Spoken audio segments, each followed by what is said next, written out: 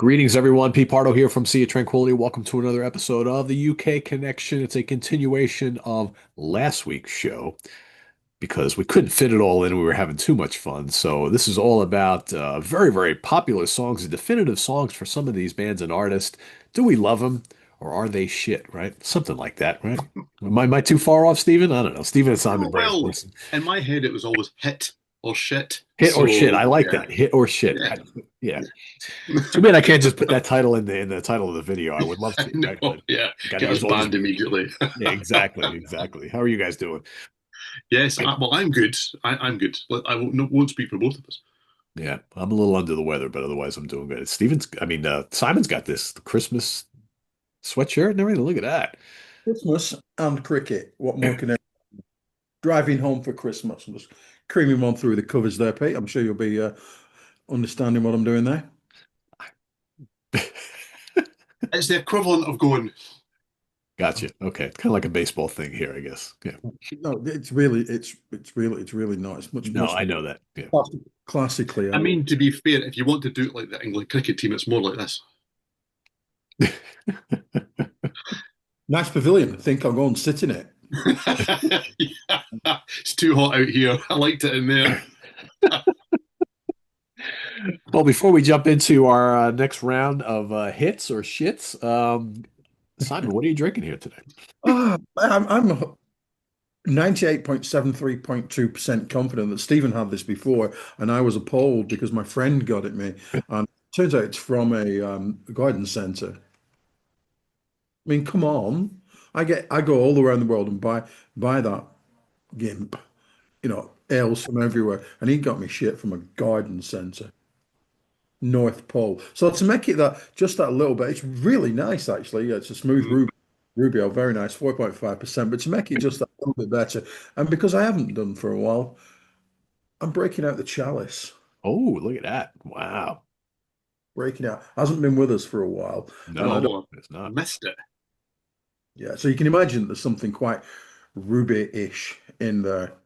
Super metal. Yes, indeed. So, yay. It's North Pole Ruby Ale from the goddamn garden centre. Damn garden I center. think the one that I had, because they come in a three-pack, had some sort of gardening pun. Yes, Can't probably. remember it now though. Ugh. You're going to score it out of five, or is that the score? We're in It's a good mystery here. 3.75 off. It's really, really very, very nice. I mean, it does say smooth ruby ale. It is smooth. It is ruby, and it's an ale, so it does what it says on the tin. I had two beers in the fridge before I came through to do this show. One of them is from that pack. Strangely enough, that Simon's got is from there, and I didn't choose that. I really wish I had now, but I haven't. I've got William Brothers Brewing, produce of Scotland, all the way from Alloa. I'm a water Alloa. The Midnight Sun is what I've got. This is a porter, 5.5%. Quite a cool label on it. It's poured a few minutes ago. I did have a lovely head on it when I poured it. It looks fabulous in the glass. Oh, There we go. Bit of solidarity for the black sheep here. See, we were talking about that in the last show too. It's not black sheep in it, unfortunately. mm. I'm in the realms of I've had this before. No, I like it. Porters are a funny thing for me because when they veer too far into coffee, I do not like them. As long as they're kind of chocolatey and kind of really kind of dark fruity and all that kind of stuff, they actually move from being something I'm not keen on to something I really like. And I really like this. We're in the kind of 4.25 kind of region here. This is really solid stuff. Really like it. Thanks. Very It's cool. Alloa, is it? It's from Alloa. Uh-oh. I can't hear the word Alloa without athletic nil at the end. Yes, Recreation Park. I've spent some afternoons in Recreation Park, which is where Alaba play. There you go. And these strange little grounds that you walk in and think, am I still outside? Because like the wall's like this height as you walk around it and all that sort of stuff. It's a strange little ground. But as a Dundee supporter, not that I go these days, we were promoted there a few years ago, so it has happy memories. Excellent, Very good. excellent. Very good. Yeah, that beer looks great. Yeah, I agree with you. I don't like the porters that are either too smoky or they're too far into coffee range, but I like a good caramel, chocolatey porter type of thing. That sort of thing, really good. All right, so I am having a beer from here in the Hudson Valley. Haven't done that in a while. And interestingly enough, we all had bottled beers today. That we've been doing the can thing today for or in recent episodes quite a bit. So that's really interesting. So I'm going to have from Kingston, New York, from Keegan Ales, I'm going to have a Mother's Milk. So Kingston, New York is probably about maybe 35 minutes north of me here, right up the New York State Thruway. This is a stout beer. This has been around for a long time. I've had this a fair amount over the years, but I had up until recently, I hadn't had it in a couple of years. And this is, I think it's about 5%. Why am I not finding that here on it? Yeah, I think it's 5%. And it looks like this. And I have it in my, you can't see it, but it's in my Keegan's Ale glass. It does say it on there, but for whatever reason, as soon as you pour the beer in it, the label disappears, but it looks like kind of like that. We'll see the label as you drink. Mm-hmm. Mm. There it is. Did you see it? Did you see it? It's yes. Oh, oh. It's very good. It's very flavorful. It does not taste like milk. I don't know why it's called mother's milk, but it's a very full-bodied stout with it's got this roastiness to it. There's the hint of chocolate and caramel as well, but it's not overly sweet. It's very, very drinkable. Very, very good. It's one of my favorite stouts from the local area here. Really, really good. So yeah, Keegan Ale's Mother's Milk. Cheers, gentlemen. All Cheers. right. So for those of you who watched last week's episode, we only got through ten of the songs out of 30. So does that mean this will be a three pack episode? Maybe. We'll see. We'll see how it It goes. could be. I mean, and we could go further than that if we ever wanted to, if people like it enough, because I've got a whole load of bands listed below that I've not even done detail on. So you could go on for a long time with us, longer than you would think, in Yeah. actual fact. Yeah, this was loads of fun. So if you missed last week's episode, please go watch that. And it's no direct continuation. So if you watch this one first, and then you go back to last week, hey, that's okay too. Correct. So all right, Stephen, I'll turn it over to you. Exactly. So we'll do 10 again. Let's just see how long this takes. We'll do 10 and then we will see. Look, we're all about the counting here. We really should have an episode of Sesame Street. But there you go. We'll Right. learn how to do it one of these days. We Oh, will I said one of these days. I got it right. 1, 2, 3, 4, 5, 6, 7, 8, 9, 10. Anyway, that's the 12 song, so that doesn't work. Anyway, right. So let's kick off. We ended with a big band on episode 1 of this. We ended with Deep Purple. We're going to start with a big band. We're going to start with a big band, but it's one of those bands where, as rock fans, biggest song for AC/DC, you would think, well, Back in Black, or everyone knows Whole Lot of Rosie, or For Those About to Rock. Certified platinum in the US, I'd imagine on the witchcraft that is streaming rather than physical sales, is Simon, Are You Thunderstruck by Thunderstruck? I knew this was Mm. from when you started off the sentence. It's quite difficult in my world to find things that are overplayed, uh, but it appears to be in every film I go to. Lynyrd Skynyrd come on to it. Mhm. Um, I like it, and there was a period when I thought this is my favorite AC/DC song, but I am no longer thunderstruck. No, huh? Well, No, no, sorry. In fact, as I've said on a regular basis, once we have favorited and least favorited something, that's pretty much it for that band. I've got a shed load of all AC/DC upstairs, just never to be heard from again. ever to be heard from again. Have you found a time limit for that? I'm intrigued by that as a thing because That's what I was wondering. it doesn't really affect me. We've done Thin Lizzy not all that long ago. I mean, within the pantheon of doing all of this, and I've been listening to their recent box set things today, loving every second of it. So Can't think of anybody that we have favorited, least favorited that I've gone back and listened to very much. I just genuinely can't think of anyone. There must be someone. I'll put my mind to it. But it's that intense kind of period of listening. And you know me, I'm prepared from a very long way out when I actually pay attention. And it's just like a constant kind of thing. I know for a fact I'm never going to listen to the Bee Gees again I was after. just going to ask after next week. That's probably never happening, right? Although I'm thoroughly enjoying it, but I enjoy it while it's there. But then you think, oh God, I've got thousands more CDs and albums and stuff, and I'm going to listen to them for a couple of years. Oh yeah, it's a live album. I like it. I've got it. But yeah, See as well, really off on a tangent. What I discovered, I don't know if you guys saw this. It was something that was mentioned in the proxy chat, which I'm now, I suppose, a lurker in because I really shouldn't be in there. But YouTube have copied Spotify and done a wrap. They kind of tell you what you've watched most of this year and all the channels you've done. And yeah, okay, SOT is way up there, as you would expect. Okay. What I did discover, though, is the bands that I've done lots of prep for, that I clearly have most of their work on vinyl. Because when I sit in this room to actually do a job that I get paid for, I don't have a record player in here. So this is all in here, but the record player is not actually in this Ah, room. And I have to listen to them on, well, I don't have to, but my choice is to listen to them on YouTube. So in my top five this year were ZZ Top, yeah. Lynyrd Skynyrd, because I don't own most of that at all. And I looked around and thought, why would they be? Oh, yeah, okay. every time you have to do a show, That's boom, it. there he Proof that goes. I did my homework on these bands. There's the proof, right? There's the proof. Absolutely. Anyway, off at the tangent. Pete, what do you think of Thunderstruck? Oh, oh, oh, oh. I do listen to Skynyrd on a regular basis, You would but find one. they are my favorite band, so you would expect that, wouldn't you? I If think I, honestly, we could find more than Skinner in this conversation, Simon, okay. that you've gone back to. I think Anyway, Pete, what do you think of Thunderstruck? he's like, let's end this conversation. All right, okay. I like Thunderstruck. I think I was when you started talking about AC/DC, I'm like, God, he's gonna say "Shook Me All Night Long," and I'm gonna be like, I hate it. But thankfully, you didn't, because that's really the only AC/DC song I don't like. I think Thunderstruck is loads of fun. You know, as soon as you hear that, it's like, yeah, it's a fun song. It's not one of my favorites by them, but it's a fun song. I like it. I don't turn it off.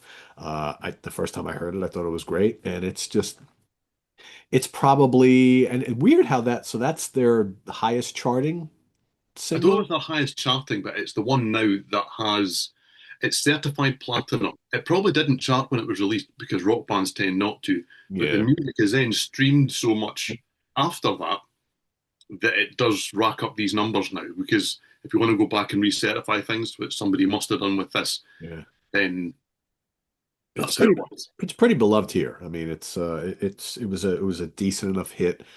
You know, again, this is 90s, right? So, but yeah, but I love it. I think it's great. It's loads of fun, and I have nothing against it at all. Like I said, I'm pretty good with 99.9% of the AC/DC catalog. But there's one big song that I just like never, ever, ever need to hear again, and that's "You Shook Me All Night Long." Just no use for it whatsoever. I know people always get on me about that. I'm like, don't like it, don't like it. But this is an interesting song for me because if you'd asked me this 10 years ago, I'd have gone, yeah, I like Thunderstruck. But yeah, I'm like Simon here. This is one of these ones where I really have heard it too much. It's in every film. It is football teams come out to this. Do you know which is just it has no connection to the team whatsoever. It's just you hit the nail on the head, Pete. But he lean, and you think, oh yeah, I know exactly what this is. This to me, this song lives or dies on the drum intro. Because you wait for it. That's what you're building up to, and that's the release. And I would guess that there's a lot of people out there that really don't know the song beyond there. It could Maybe be because you I mean know, the song is pretty lunkheaded when you really think about it, yeah, right? it really is. And people do like a case of the na na na na na na na na's, don't they? At least non-rock fans do. Yeah. Um, and it's just one of those things I don't know if I ever really need to hear again. And it also made me think of something else because lots of bands, as the people say, oh, do you know what? They evolved over the years. Every band evolves over the years. They all kind of move their sound, and then they go, apart from AC/DC. And I hear Thunderstruck and go, I can't imagine the band that were going, can I sit next to you, girl? Ever going, boom, ba, doom, doom, tick, ding, ding. It's a good point. And you really, when you actually go and listen to the first two or three AC/DC albums, they have nothing to do with this No, at all. no. Nothing. So yeah, Thunderstruck, I never need to hear it ever again. Don't Fair enough. dislike it, never need to hear it ever again. Yeah, yeah. Okay, I found the next one quite difficult to choose the song for them because you come in with preconceived ideas of, I know what the song this is going to be. I knew what album it was going to be from because when you come to ZZ Top, I mean, it's got to come from Eliminator, doesn't it? For the general public to know a ZZ Top song, yeah, they'll know bits of Tush and all this kind of stuff, but realistically, they know Gimme All Your Lovin', they know Sharp Dressed Man, okay, but the one that actually charted above them both was Legs, which is just kind of weird to me because it's not the big hit off the album. It's their joint highest selling single or charting anyway. It got to number 16 here in the UK. Even things off Afterburner got higher in the charts. So I'm kind of leaving it open because there's a similarity between them. Our Legs, Gimme All Your Lovin' or Sharp Dressed Man, a really good indication of what ZZ Top are about. What do you think, Bray Dog? Woof. Yeah. Oh, right. Okay. Well, absolutely was in 1984/85 when I famously wired a plug in for the one and only time to listen to Afterburner on my new stereo. Um, it's absolutely not top notch ZZ Top, is it, by any stretch of the imagination? But yeah, I remain a fan of Sharp Dressed Man and Gimme All Your Lovin', very much so. Legs slightly less so. Although, maybe it got a chart position because I bought the 12-inch single of Legs and didn't buy the singles of the other. Yeah, so it's my fault. It's my fault.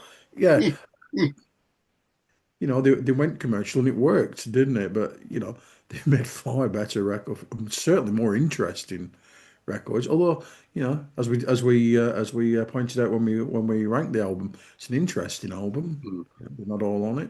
Who wrote it? All that kind of stuff. But no, it's not. It's not the best. No, no, no, no, no, no, no, no, no. Not by a very long way. Pete, what do you think? I mean, I've left it open. I've almost chosen three songs there. Legs was the one I landed on, no pun intended. But I mean, to me, Sharp Dressed Man's the one that kind of hangs on here in the UK. That's the one you still hear. That's my favorite of the three, Not. easily. Yeah, But Give Me All Your Lovin', I think, was the one that kind of catapulted the album. So all three have a place, I think, here. yeah, yeah. I'm not a huge Legs fan.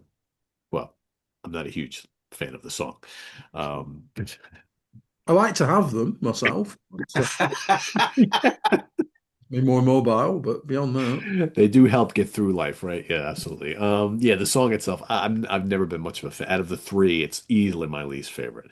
Um, it's just it's a little silly, it's a little poppy, and there's nothing really wrong with that. But I think Sharp Dressed Man is easily my favorite of the three.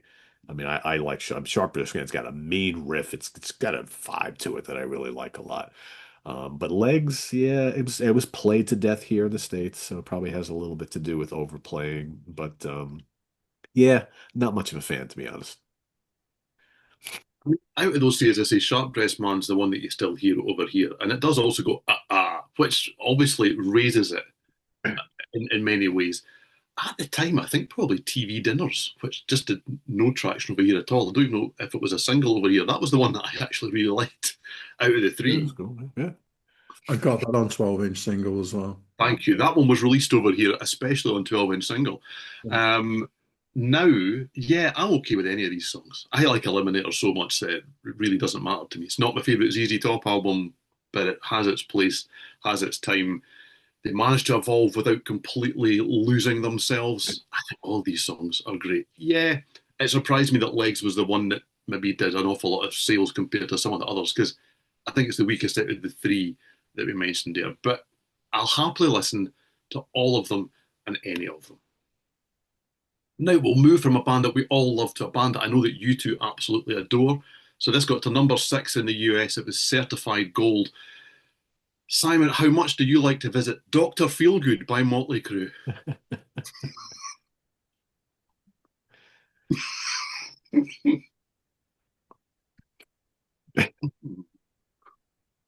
On a scale of have I listened to it in a very long no, the last time I heard Dr. Feelgood was when I actually saw the Crüe at Lytham 3 years ago. I want to say three, yeah, 3 years ago. I was thoroughly entertained, because that man definitely does not mind because some of those notes hurt all the dogs in the in the filed area, let me tell you. thoroughly entertaining. And what's wrong with a 60-odd-year-old man getting asking the women to get the tits out? So that's not creepy at all, is it?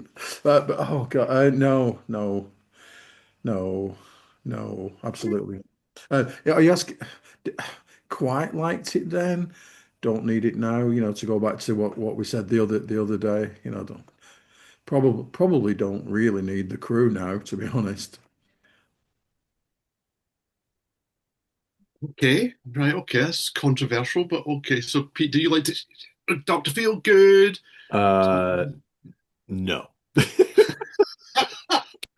I will say it's probably the best song on that album. I back in the day I thought it was kind of fun. I mean, it's got a decent groove to it. The guitar riff is kind of cool, but yeah, I don't really have a lot of use for this band, unfortunately. It's like I can listen as approved when we did the whole Shout at the Devil show.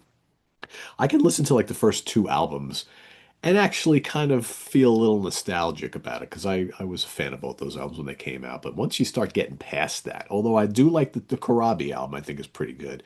But a lot of that other stuff just doesn't really do much for me, and I don't think it's held up quite well. And to me, I listen to Dr. Feelgood today, and I'm kind of like, Vince just like, I don't know. Yeah, like, no. Like I said, probably the best song on that album. Do I need to hear it ever? No, no, not See, really. we got it tight in the comments, didn't we? When we did, was it Shout at the Devil we did? And really, I was genuinely surprised by how little I liked that album. I've got all Motley Crue from the It debut. holds up pretty well, right? It's okay. Yeah. No. Really, well, it didn't to me. I really was surprised by how little on it I thought was better than poor. Really, I really didn't like it very much at all. But I will stick up for them here. There are two songs in the catalogue that I can still listen to and think, yeah, I really quite like them. I really like the guitar sound on Dr. Feelgood, on the whole album, to be fair, but especially on the song. And I really like Primal Fear, which came from is it the Decade of Decadence compilation album? It was one of the exclusive tracks on that. Primal Fear is my favourite Motley Crue song. I just think it's a great track. It's heavy and it's intense. Dr. Feelgood isn't that, but it's good fun. It is good fun and it's sing alongable and all that kind of stuff. So yeah, I think a lot of people have revised their opinion on Motley Crue. Not everybody, as we found out when we did give them quite a hard time, because there's lots of people who still love them. And there's no problem with that. But I will stick up for them on Dr. Feelgood. It's still a song I like. I'm prepared to say I like girls, girls, girls. The song, Yeah, despite what I've just said about Tommy's childishness, I'm quite prepared to say I like them. I also, whenever I see or hear the crew, like I have done in the last few years, I look at Nikki Sixx and think, you're 10 years older than me. Your hair is much darker than me, and you've got way more of it than me, and you're 10 years older than me. Wow. And that's not like really contemplating the music, is it at all? and I mean, not that I've seen them live for, wow, decades and decades. Same here. Is it his, do you think? Is it his? I mean, it's about this colour. So I'd imagine it's not really that colour. No, I would assume not. No, I would assume not. But unlike some famous rock stars, I believe he doesn't carry it in a case on a separate box. I was about to say it comes out of the same box as Paul Stanley's, so Well, I tell you, it's better than Paul Stanley's anyway. It's better than getting into Rocky territory. It's better than allegedly the one that Gene Simmons wears daily. Yes. His daily one, never his one for on stage. Yeah, that's fine. Okay, if that's part of the look, then fine. There's But the something one really that questionable about what he's wearing on his the head. everyday one is just the strangest thing in the world. But there you go. Anyway, so yes, I quite like Doctor Feelgood now that we've done all the tangents and back again. I will tell you, I will sit and listen to Dr. Feelgood 10 times in a row rather than ever have to hear girls, girls, girls again. No, thank you. Oof. I've never heard it anywhere else other than in my car or upstairs or Oh, God. never heard it on the radio or anything. Yeah. I like the production on the Motley Crue albums about this time. I like the production on Girls, Girls, Girls and Doctor Feelgood. I do. I like the guitar side. I like Wild Side of Girls, Girls, Girls. And I Mm. also like the title track off that album too. One of these two is my favourite Motley Crue album. The best tracks off these two together, that's my favourite Motley Crue album. Other than maybe the crappy one, which is probably my favourite Motley Crue album. Anyway, okay, moving on. Now, this is an archetypal thing. There's a word I used a lot in the last show. We'll use it again here, where a rock band is either perfectly or completely misinterpreted by a ballad. Okay, because that was the thing, especially in the 80s, where record labels would kind of go, we've got to release the softie. That's what we have to do. We can't have those Yeah. things with the nasty big loud guitars and the screaming vocals and guitar solos and things like that. We'll have to have the moody one. But there's more context around Wind of Change by Scorpions. Okay, number 4 in the US, number 2 in the UK, got to number 1 in a host of other countries across Europe. Obviously has more of a connection and more of a meaning with the Berlin Wall coming down and various things like that. It's taken on a life of its own in many ways. I don't know if they play it everywhere. They've certainly played it in the UK a lot when they've played over here because it is the hit. They had minor hits other than that, Rock You Like a Hurricane and things like that. But this is the one. And I'm intrigued because does it represent Scorpions? They're a great ballads band in actual fact. So does it? Simon? I'm absolutely fine with Wind of Change. I quite like it. There aren't enough songs we're whistling them. Yeah, and not enough bands with berets and baseball caps and long hair at the back. But anyway, when I last saw the Scorpions, which was 2003, 5, something like that, they played 2 nights in Manchester with The Priest, and on the first night, we went on the first night, and they did not play Wind of Change, and that kind of didn't bother me at all. Really bothered my younger son, who kind of drifted away from metal at that point. And when I told him that they did play it the second night, he went ape shit. He was, yeah, and he's not no longer a fan of metal, so maybe that's got something to do with it. But I kind of don't mind it. I've actually got the single version where he sings it in Russian, so yay, I do like it. Yeah, And so does he whistle in Russian? of course, you know, yeah, if you, I do love the fact that Pete's got in it. It seems we were talking about Paul Stanley a minute ago. You're now miming the whistle. Yeah, I'm trying. I can't whistle anymore. I'm like, Allegedly I'm again. trying so hard. I just can't do it anymore. yeah. So yeah, I absolutely don't mind it at all. It my favorite Scorpion songs would be "Rock You Like a Hurricane" because just all about the big hits or "Big City Nights." Oh yes, it makes sense. I know Pete's a big fan of the early stuff, but yeah, I have no problems whatsoever with "Wind of Change." Pete, do you love the Scorpions, or should I say Scorpions? Before somebody calls that out. Do you love Scorpions doing a ballad? Do you love Wind of Change? No, sir, I don't like it. Not a fan of Wind and Change. Never have been. Don't like it. Never. You underlined that there. Yeah, I never liked it. Never, ever liked it. Was never on board with this song. Sorry. I don't mind them doing ballads. I just don't like this one. And I never understood why the entire universe like fell in love with this song. And I was the one sitting in the corner saying, why do I not like this? What is wrong with me? Nothing's wrong with me. It sucks. Yeah, no, I'm not a fan. Not a fan. And yes, I will take Uli Roth era Scorpions any day. That's I Look, was going to say that you were the guy in the corner with the sign that said, "Where's Uli?" yes, that was exactly me. and you were also thinking, God, I hope the Iron Curtain doesn't come down. Oh, Yes. Yeah. Yeah, I love the Scorpions. I love Scorpions doing a ballad. It's not even the best ballad. It's not even the best ballad of this album that it came from. I like "Send Me an Angel." I think that's an absolutely fantastic song. If you're going to ask me what I really like from Scorpions, I like all of it actually. Even latter day stuff. There's lots to love in what they did too. I like the zoo. I like when they kind of do a kind of a mixture between something that's atmospheric that builds into dun, dun, dun, dun, dun, dun. That's one of the best riffs that's ever been played. I just absolutely adore that. But Wind to Change, it's not really about the song anymore. It was one of those songs, right place, right time, captured a moment and became yeah. something else entirely. And in a similar way to the final countdown, but with more profundity, I suppose. Really, it just became, it encapsulated just a historic moment for no other reason than it was just there and it was right and it fell as if it should more than anything else. And I do find that I've got a kind of nostalgia for it, I guess, because it's not a song I hear a lot. So when I do hear it, it does kind of take me to times and places and all that kind of thing. So yeah, I've got a soft spot for it. Don't love it, don't hate it. It's better than okay. It's not what I would choose to listen to by the Scorpions, but when it comes on, I do kind of go, yeah, actually, that's way better than I think it is. It's a testament to how well they write songs, I would suggest. Okay, next we have absolutely ginormous song here. This song got to number five, okay, in the US, but it's not actually their biggest. Thank you, Simon. Five's always a trouble for us, it would appear. It's not their highest charting song in the US. That was Amanda. She got to number one.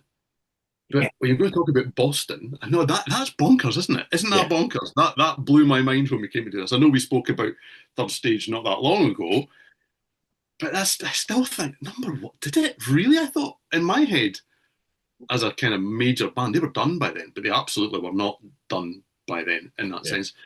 But More Than a Feeling has just moved beyond all of that. As I say, it got to number five. I don't think it even charted here, but it's clearly their song. It's one of those that even people who probably don't know it's Boston will hear ding ding ding ding ding ding ding and the hand claps and they know what it is, they know what the song is, and that is more than enough. So Simon, do you have More Than a Feeling? I do. I love more than it's just virtually perfect in every way, shape, or form from a virtually perfect album. That said, I also really like Amanda. I'm just saying. Mm-hmm. Uh, you know, I It like is I good. It really is. like the third stage albums, to be honest. But yeah, um, more than a feelings, just great, absolutely great. Sometimes you know when something's a masterpiece, and that, my friends, is a masterpiece, and I wholeheartedly concur with myself as I say that. Hmm. Pete, do you agree? A masterpiece? Is it as good as that?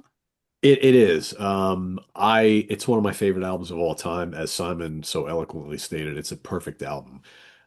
It's a perfectly produced album. It's so well written, and it's a timeless album. I mean, I've been listening to that Boston album since it came out, and it was huge here in the States, and it's been overplayed almost every song to death. But you know what? I could put it on right after we're done taping the show and sing along to it and enjoy it just like 50 years ago, right? When it first came out. It's crazy. It's not my favorite song on the album. I like Peace of Mind more, but I think More Than a Feeling is just so iconic and everything about it, the riff, the chorus. I mean, it's a great song. Yeah, I love it still. I love everything about that album still to this day. I should have heard this song enough that I never need to hear it again. I mean, it was on We ad all fest. say that, right? Yeah, But yet we don't. We yeah. still, yeah. It is one of those that, for whatever reason, is immune to that. I think. Mhm. Uh, I mean, Yeah. I have to echo what Simon just mentioned there. It's perfect in every way, really. I've just no complaints about the song anywhere. It's got a great solo. Yeah. It builds. It's got great sections. You can sing along to it. It's hook laden. It's not schmaltzy. It's just absolutely fantastic. And It yet, rocks. It rocks. yeah, it rocks, but it's also the perfect pop song. Yeah. And that's a really difficult balance. There are a lot of great rock bands that have tried to write a pop song and not done it well at all.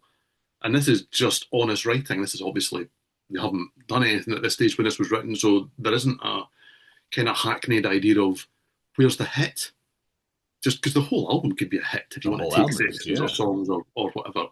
And I'd even go as far as to suggest that that first three album run is maybe the most underrated in rock music because there's not really a misstep across those first three albums. No, there really isn't. And and we've probably hinted at this before. It's like if you just take the debut out of the equation for a minute and talk about Don't Look Back, if there was no debut album, we would be looking at that as the classic in the catalog because it's a really, really really great album. It's just not quite the debut. And I think the third album too is very, very strong because people had already written the band off by that point in time because they were like taking forever to come out with another one. And it's like, who's in the band anymore? But the third album is really, really good as well. All three, yeah, that's a pretty killer first three album run in the history of rock music. It really is. And I will say, I've said it before, that debut album probably has the best guitar tones of any album ever released, maybe bar that first Van Halen record. It's that those two records, I mean, that's just like that's what you want guitars to sound like on a rock record. It's also got almost a perfect keyboard sound too. Yes, and perfect Keyboard vocals sound of, and yeah, and everything about it, right? Yeah, yeah, it's a masterclass. Songwriting, production, arrangement, everything. yeah, yeah. It's great. So, interestingly, the next one probably doesn't come from an album where you could say that. Okay, so we're going to move on to Foreigner now. And there can only be one. Lots of massive hits. Lots of massive hits. They're a hits band. But the one that has just moved beyond all of that and has used for many different things is one of those ones that did it start to split the band up? Was it the one that really didn't showcase what they were about? Because it's I Want to Know What Love Is. Number one in the UK and the US, went platinum in both territories as well. You can't say that about many singles. I mean, that's ginormous in singles territory back before people streamed and all this kind of stuff. Simon, is I Want to Know What Love Is? Is that Foreigner's best ever song? Of course it's not. That would be silly, wouldn't it? But the Bray Dog spotted the potential of I Want to Know What Love Is, I think, before as it came out, because I've got it on an F-shaped disc. Yeah. If I'd have known it was coming, I would have gone up and I wouldn't because, I'm just too lazy to do that. But this F-shaped disc, I think I got it roughly when it was like number 64 in the charts, and obviously it went number one over here. Hello, Dougie. But no, it's not no, it's not the best by any stretch of the imagination, is it? It's just no. But I do enjoy seeing the video when it comes on when the choir turn up and suddenly foreign decide that they're gangster rappers and stuff like that. But that always amuses me. Or But part of the gospel choir, right? Yeah, it's like cringe. But and I know I've said this before, but I think the last time I saw Foreigner was in, I think, around about 2012, and somewhere, even though he's retired from the band, Kelly Hansen is still in Manchester going, come on, give it to me one more time, come on. And then that thing where he goes, I want to know what love is. I want you to show me. You think, God, you've only got about 45 minutes for this set. You just, keep it going, Kel. Yeah, yeah. Oh, interminable. Absolutely see why it went to number one though. 100% see why it was, yeah, the MILF market came out in force, didn't they, again, and rockets it to the top. But it's not the best by any stretch of the imagination. And does not define particularly what early Foreigner were like. Yeah. Okay, I'll be unkind then, and I'll rephrase the question for you, Pete. Is I Want to Know What Love Is as bad as people make out now? no. This is the babe of the Foreigner catalog. That's basically what we're talking about here. It's a great ballad. I accept it and acknowledge for what it is.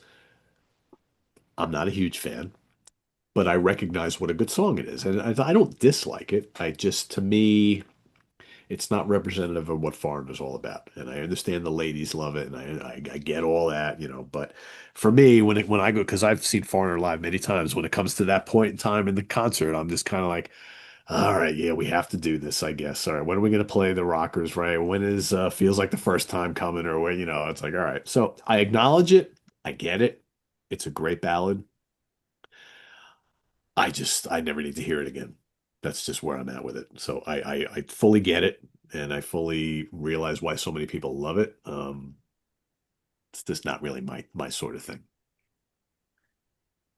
Interesting. I'm going to get ahead of myself here because we've got a band coming up within the next couple here who didn't quite manage this the last few times I've seen them. I think what I like about Foreigner playing this song live is they can structure the set in a way where it doesn't clear the hall after they've finished it.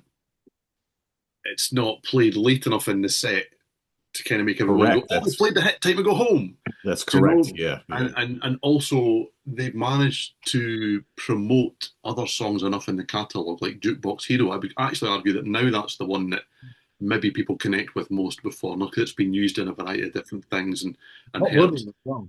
That's in a lot of things. Hot Yeah, Blood. Yeah. and that seems to have kind of moved into being, well, that's the Foreigner song, which I must admit that I like. But in terms of hit, and I know that as I said before we started episode one of this, these songs are pretty much, I've chosen them because I've chosen them. There are facts to back them up, but sometimes not really. Um, yeah, again, I like this more than I think I do when I hear it. I'm never going to choose necessarily to put it on, but I do have a couple. I've resisted the most recent Foreigner's Greatest Hits album that's got the exclusive song. I like to have the exclusive songs. I'm that person that they hook in with a compilation that's got the here's the unreleased demo that's 16 seconds long. Stephen has to have it. Thanks for that, people. And I've managed not to do that with the most recent collection. I haven't heard that song, I don't think, that was on the new one. But when it comes up on the greatest hits albums that I've got, because the family do like to hear them, because they like a bit of Foreigner, I'm usually quite surprised by actually, do you know what? This is really good. I really quite like this. And it's maybe because I actively don't listen to it.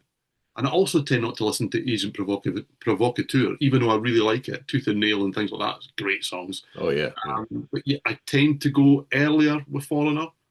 There's a band that we did favourite, least favourite, but I've definitely gone back and listened to them again. So yeah, it's okay. It's not the best song. It's not a bad song. It's okay. That's what I would say.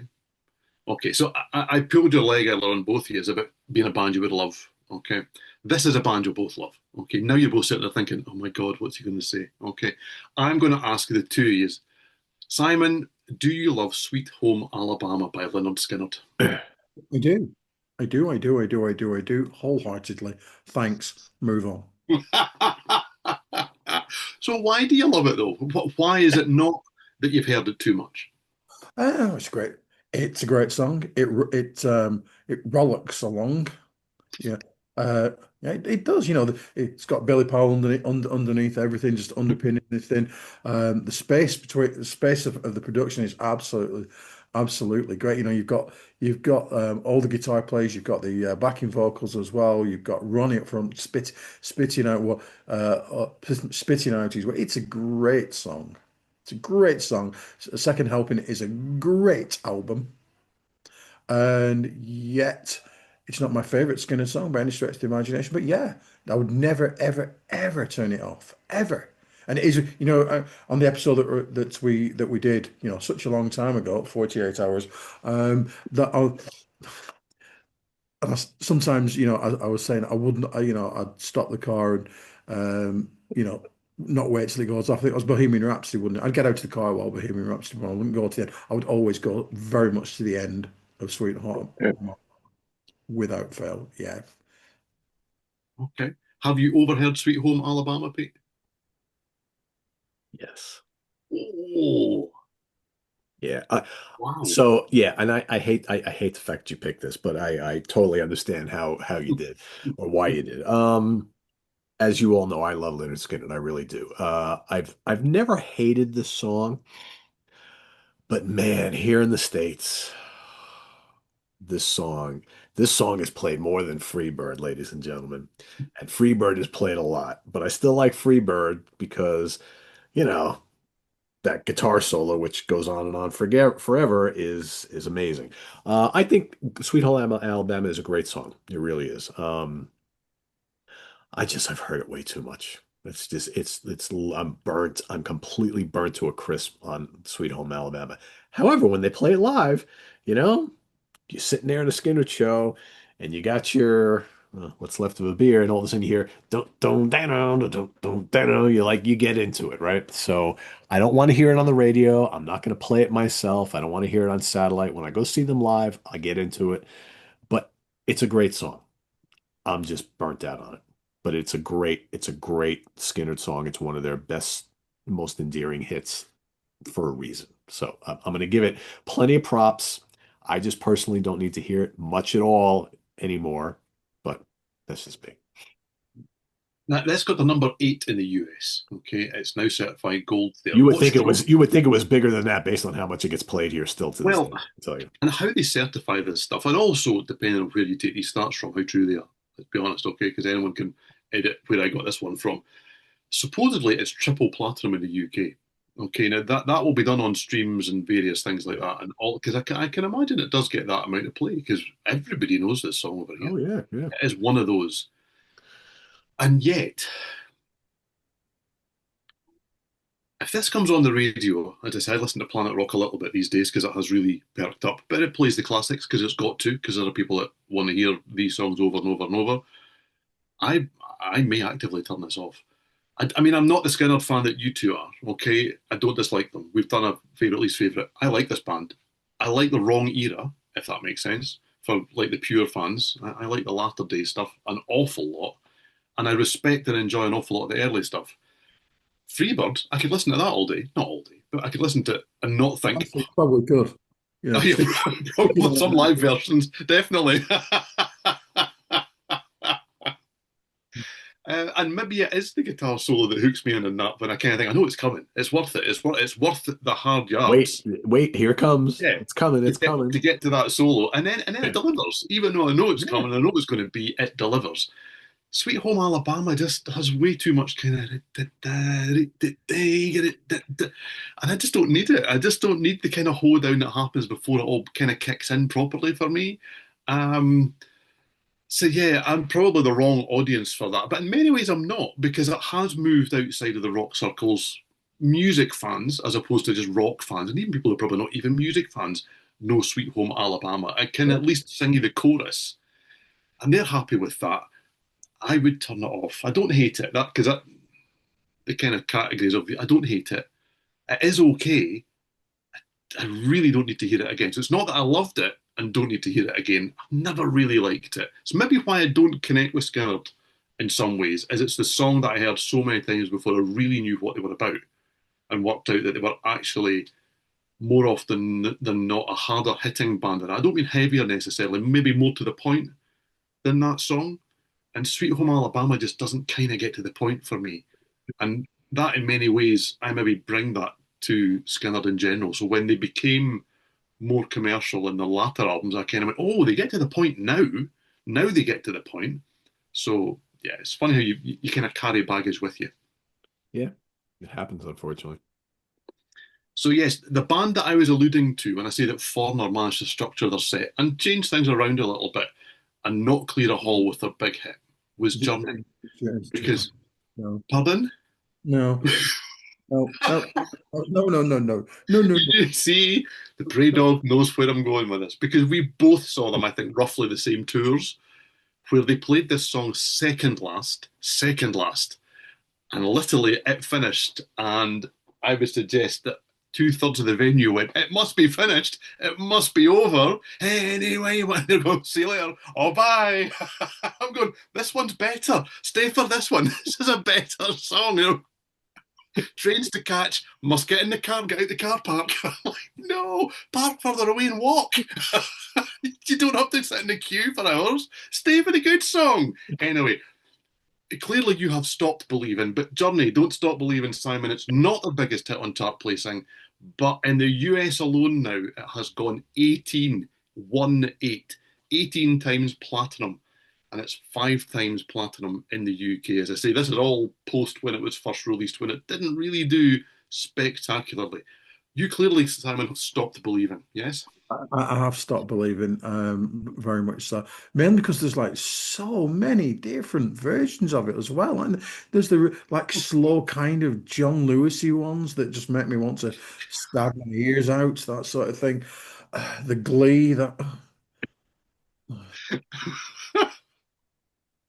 I mean, there was a point, wasn't there, where you just couldn't move without even somebody who actively tries not to engage with the culture couldn't get away from it. Oh God, yeah, and it's actually pretty good. You can, it's a damn fine tune, but my God, was it everywhere in about, was it like 2008, 2009? It was just absolutely everywhere, wasn't it? Oh, yeah, and like you say, when I saw when they played it when I saw them, everybody just buggered off afterwards. You know what I mean? Just and you saw it anyway you want it. It's such much better song. There's so many better songs in the Journey catalog than Don't Stop Believing. It's interesting what the masses actually pick up on it, isn't Mhm. it? I'm sure it really was because of Glee, wasn't it? Certainly in the UK, but oh God, no, it's no, nope. Loved it when it first came out. No, not now. Nope, nope. It is amazing how massive this song has gotten because it was big at the time when it first came out here. But this song to me is a lot like Africa by Toto. It's a song that has grown in stature and popularity over time that people who weren't even alive when these albums came out now are like, this is the greatest song ever. It's crazy. Um, I still like Don't Stop Believing. As Simon said though, it's not one of their best songs, I don't think. But there's something pretty magical about it. I don't get tired of it. Meanwhile, here I am. I just said how I'm very tired of Sweet Home Alabama, and then the song that's probably played 10 times more than that is, and I still can listen to it. I don't know what it is. There's something about Journey, but yet there's some Journey songs I never need to hear again. Like yeah, like I don't ever want to hear. Um, now I'm drawing a blank. What's the big ballad on Escape? Oh, Jeez, I'm drawing a complete blank. memory man here. I'm not going to go behind me and get the album out. Anyway, Anyway, like that Crying. song, I never need to hear again. Who's crying now? Not No. Who's Crying Now. The Okay. dun dun dun dun dun dun dun dun Oh, dun. Off Arms. Sorry. Yes, never need to hear that again, Yeah, ever. that can be on the list as well. Yeah. Yeah, and I just say that's fantastic that you but never see, need to hear faithfully, it again. I could But listen faithfully any day. Simon made you sing it anyway. Yeah, Open Arms, I got no use for. Faithfully, I love. I still love Don't Stop Believing. Yeah, with Journey, I'm still very, very open to that whole catalog all the time. I think with the exception of Open Arms, I still, all their hits are still, it's kind of like the Boston thing. I could hear them a million times and I don't get tired of them, but I know a lot of people who are like, they never need to hear Don't Stop Believing ever again because it's played, every cover band plays it. It's played at every event. You hear it on TV. The band plays it ad nauseam. It's just, you can't get away from it. But I think it's a great anthem. Do they have better songs? Yes, they do. They have deep cuts that are way better than that song, but the song has latched onto people in a weird way. Like I bring the Africa thing up. It's one of those songs that just like keeps gaining a popularity, especially with people who were not even around when these songs first came out. It's crazy how some songs will do that. The legend just grows. So yeah, I don't have an issue with it. I still love it. It's funny sometimes when a band that you've loved for a long time and they've just kind of gone under the radar. I mean, they were massive in the US. They were not so massive in the UK, realistically, Journey. Without this song, would they even have come back here and toured across these last couple of decades? Probably not. Maybe not. Hard to say. Who knows? Because lots of bands that didn't do much business here in the 70s and the 80s, and then they all had a lull in the 90s, have managed to come back and play big venues here. So maybe. Hard to say.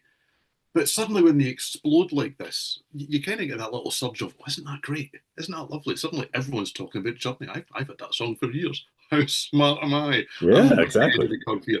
And then you get to that point where you go, yeah, but I've had enough of this now. Don't you understand that they've got lots of good songs? Do you know they don't only have this one song? They've got all these other songs. Oh, you don't want to hear those other songs. You're not interested in any of those other songs. Okay, it's all about Don't Stop Believing here.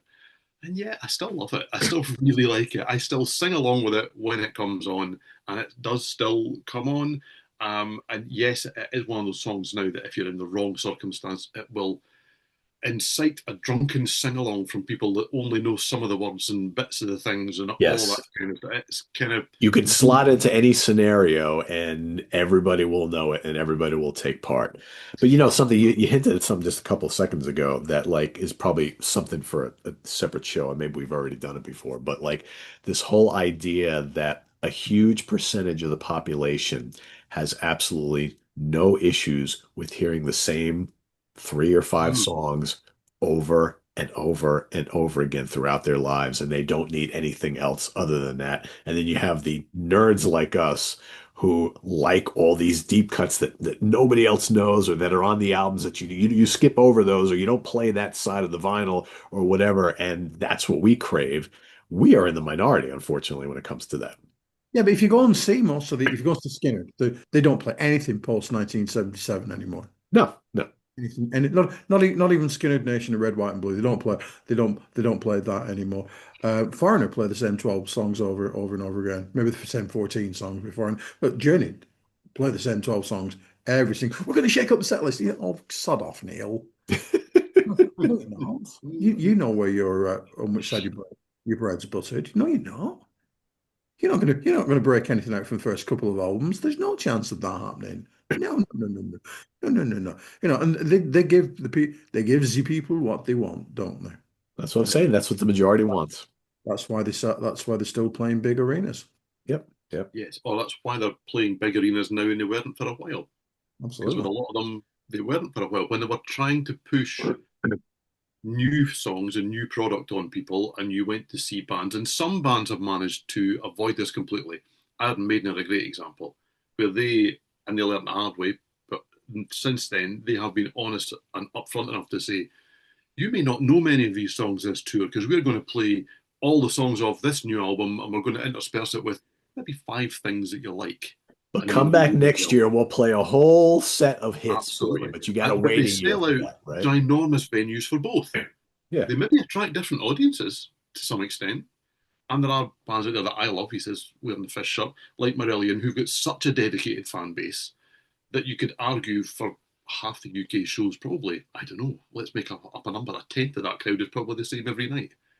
Because there are people who will just follow that band round. And I was reading the Fan Club magazine today, and they had 8 weekends across Europe and Montreal and various things where they just take over a venue for a weekend.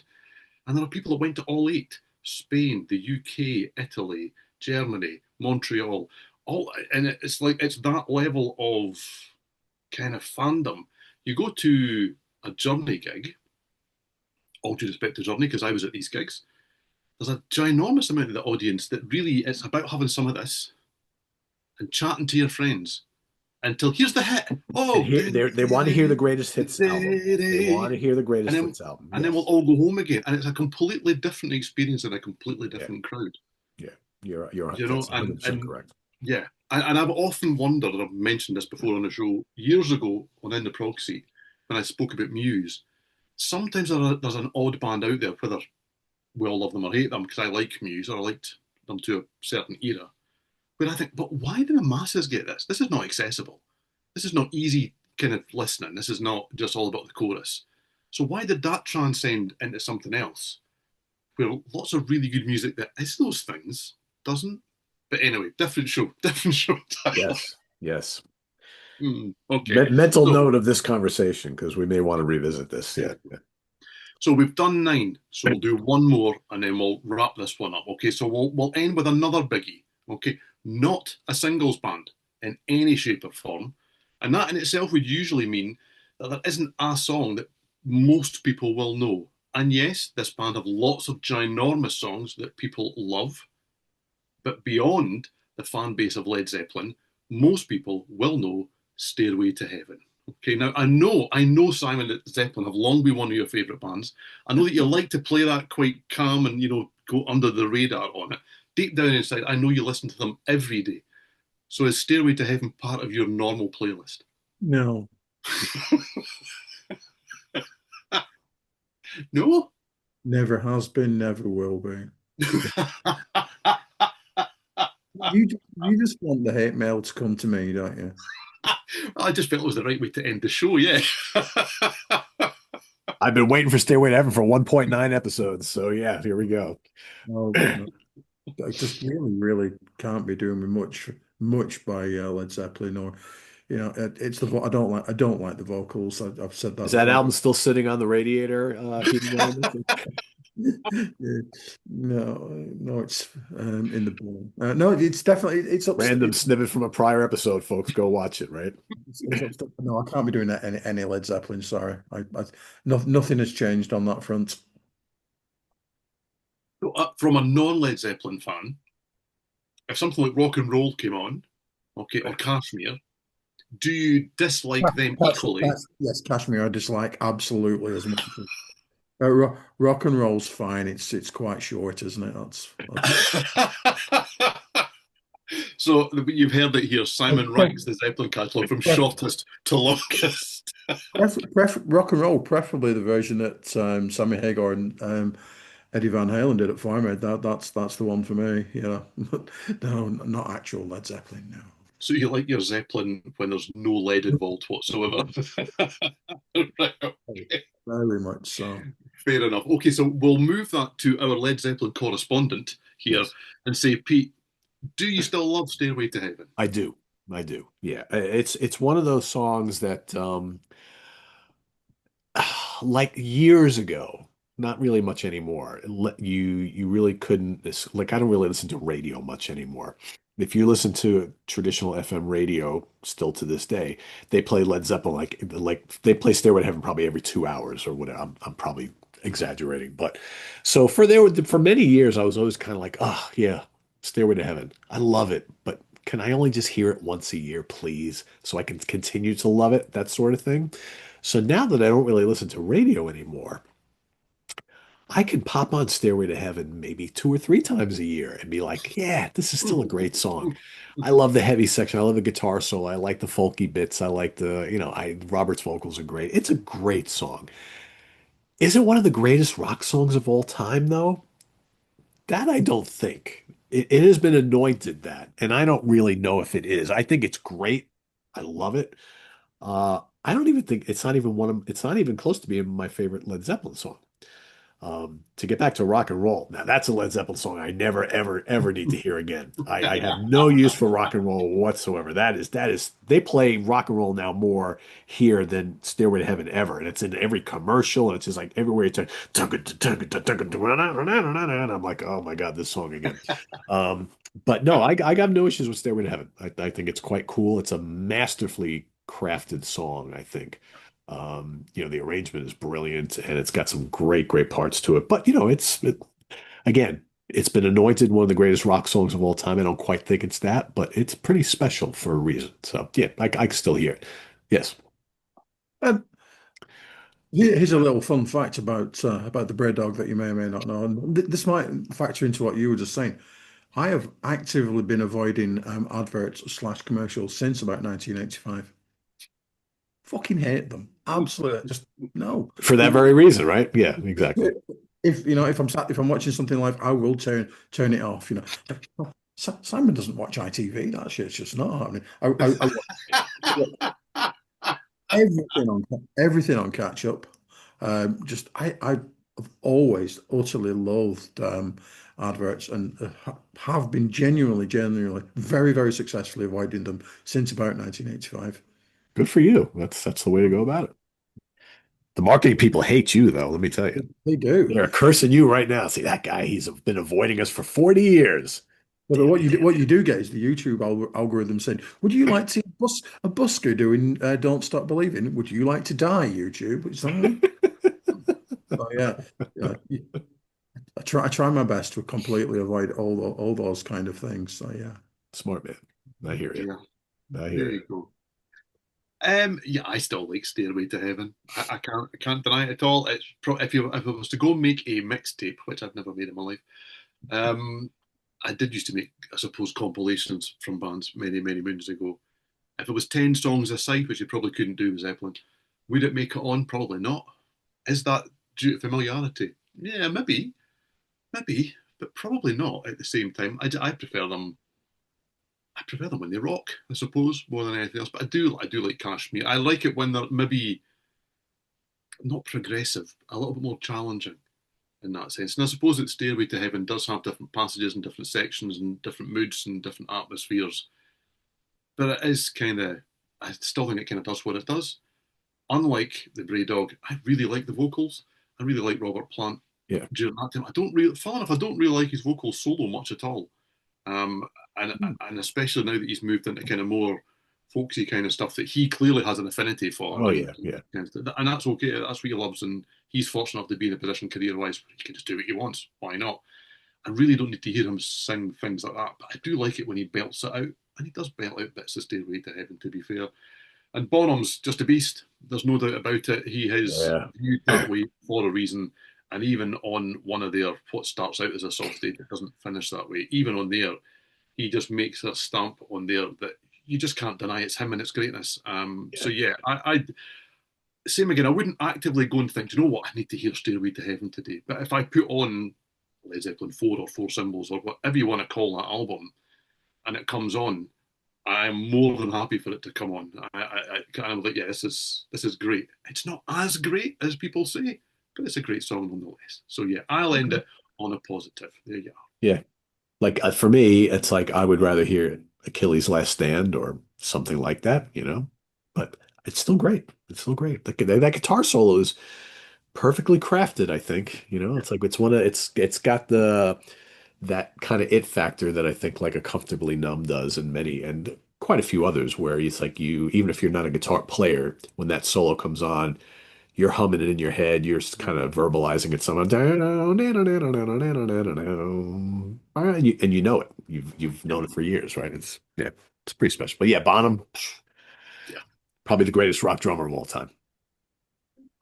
can't be far away anyway. Yeah, I mean that's Yeah, if another he's not film one, that I he's would number do. two or three. Yeah, for Yeah, sure. he's Yeah. got to be in the conversation. That's great. You're obsessed with lists, you two. You're utterly obsessed with it. Well, as you were, I'll reveal the behind the scenes. The Bray Dog was going, I don't like doing my end of year list the other day. He never likes doing his end of year. Doesn't like doing his homework, Pete. That's the thing. He said, Pete asked for a list. I don't want a list. Hello, my name's Stephen, and I'm a listaholic. I do love a list. I love a list. Absolutely love a list. I mean, if you just give me the albums that you'd listen to this year, Simon, I'd have listed them in order for you and just chosen. And Simon, he got his end of year list in before you did It's again. because I haven't sent it. I've done it, but I haven't sent it. Okay, And well, then what I'm will happen waiting. is you'll send it to Pete and you'll be last and it'll go at the bottom of the list because that's how the list goes. And then you go, why am I always bottom of the list? No, he'll send to me in That's 2 days later, be like, I forgot exactly such and how I such. speak, Can I isn't it? redo my list? And I'm like,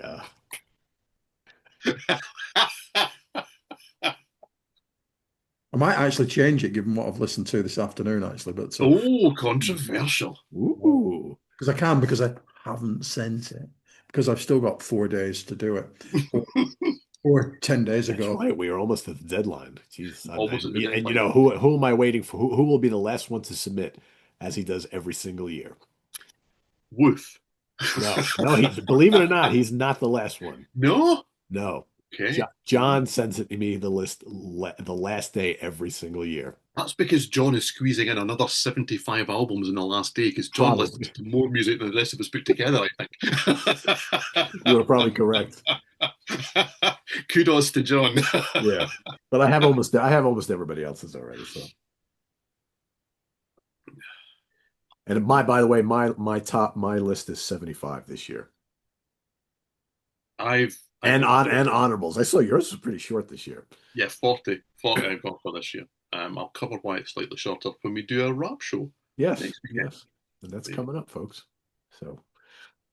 So anyway, everybody, so we obviously have more of this if you guys want to see more, because we haven't gotten through everything. But I think we do need to do the end of the year thing first, so that'll be coming. But if you want to see part 3 of this, we certainly can bring that to you in early January, I would think. So let us know in the comments below. Obviously, when we are recording this, the first episode hasn't aired yet, so I don't even know what the response is going to be to that. So for all we know, I this may could be never see this complete. one. This might never air. This might this might be the last one, right? Or you may not even see this, but no, I have a feeling it won't be. But anyway, so stay tuned for our end of year wrap up here in 2025 coming up next time. So till then, visit us on the web at www.seatranquility.org. We're on Facebook, YouTube, and Instagram. all the damn time. Please subscribe if you haven't already and click on that notification bell so you get alerted of all of our content as a post. And please do hit the like button before you leave. For Simon Bray, the Bray dog, and that not so random guy from Scotland, Steven Reid, I am Pete Pardo. Thanks for watching, everybody. Tune in for ranking the albums tomorrow. That will be the Bee Gees. So stay tuned for that coming up. See you then. Take care, everybody. Bye bye.